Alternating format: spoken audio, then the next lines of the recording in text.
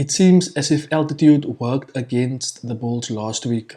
Hopefully for this game, they will use the altitude factor to their advantage against the Scarlets.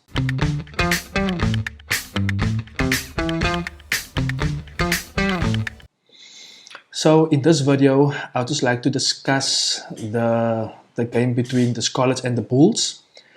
I would like to just go over some stats. Last week when I reviewed the Bulls and the Munster game, I got accused of regurgitating stats. Okay, so let's go through the stats for the Bulls versus the Scarlets. So currently the Bulls are in 10th place on the log. They've won their last 2 games. The Scarlets are currently on 12th place. They lost their last game against the Sharks in Durban. So, concerning stats, there's not much between the Bulls and Scarlets. Yeah, so the Bulls scored 242 points to date and the Scarlets 228. They both are very close concerning tries. For the Bulls 28 tries, Scarlets 29 tries. Points conceded, which speaks to the defense of these teams. The Bulls conceded less points.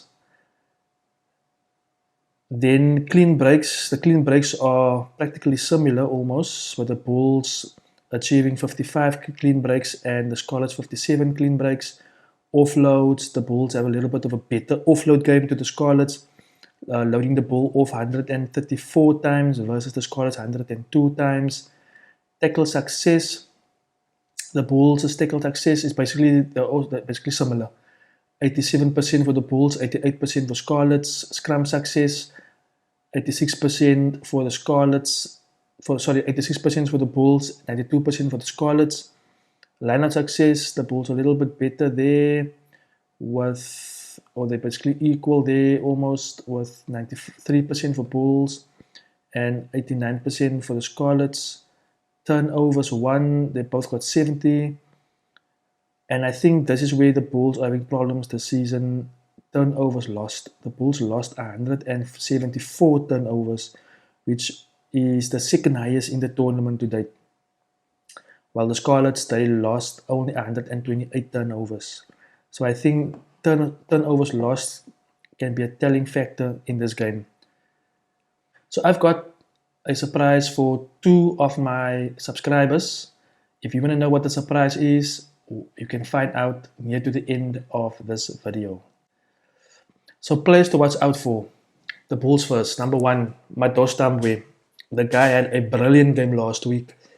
And I think he achieved a fan in Zibo. So Mados Tambwe, he carried the ball well. He scored a couple of tries. He was just everywhere last week and he played a brilliant game. Then for the Bulls to watch out for will be the captain, Marcel Coetzee. I think he's phenomenal at the breakdown. And it's for me very strange the fact that the Bulls are losing so many turnovers. Why do you have a guy like Marcel Coetzee in your team? But it says a lot about the other loose forwards in the Bulls team. The other player for the Bulls to look out for is Kurtley Arendse, one of the fastest guys in this tournament. He has a step like Cheslin Colby, he has pace, he's just got everything. Where might be found wanting will probably be on defense, but the guy is talented and he's a player to look out for.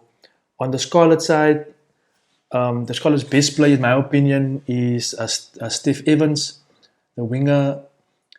He's the highest try scorer, strong wing, strong runner, strong defender. So he's definitely a player to look out for. And in the loose forwards, Kalamafoni will need to have a huge game.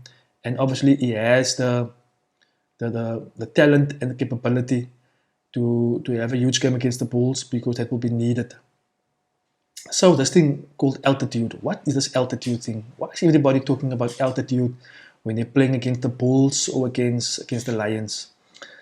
So last week I mentioned that in my video that altitude it's being overplayed basically.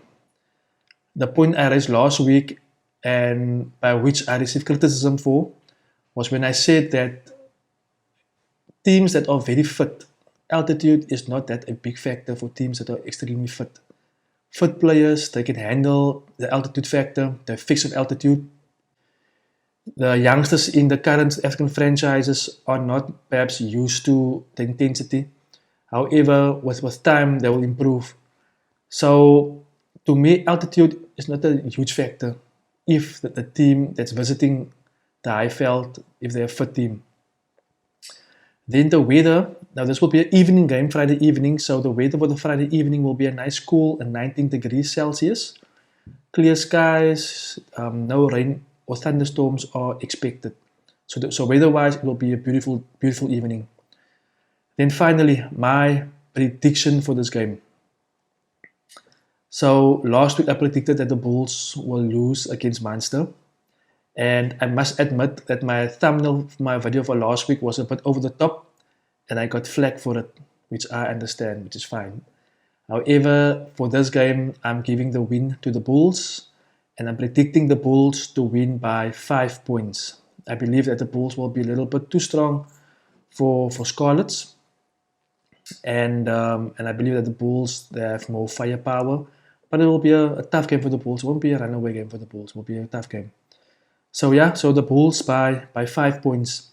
So if you are still here thus far in this video, the surprise I've got is I've got 2 tickets, or I've got actually 2 sets of tickets that I want to give away to 2 lucky subscribers to the Rugby World Cup Sevens tournament that's being held or hosted in Cape Town during the month of September.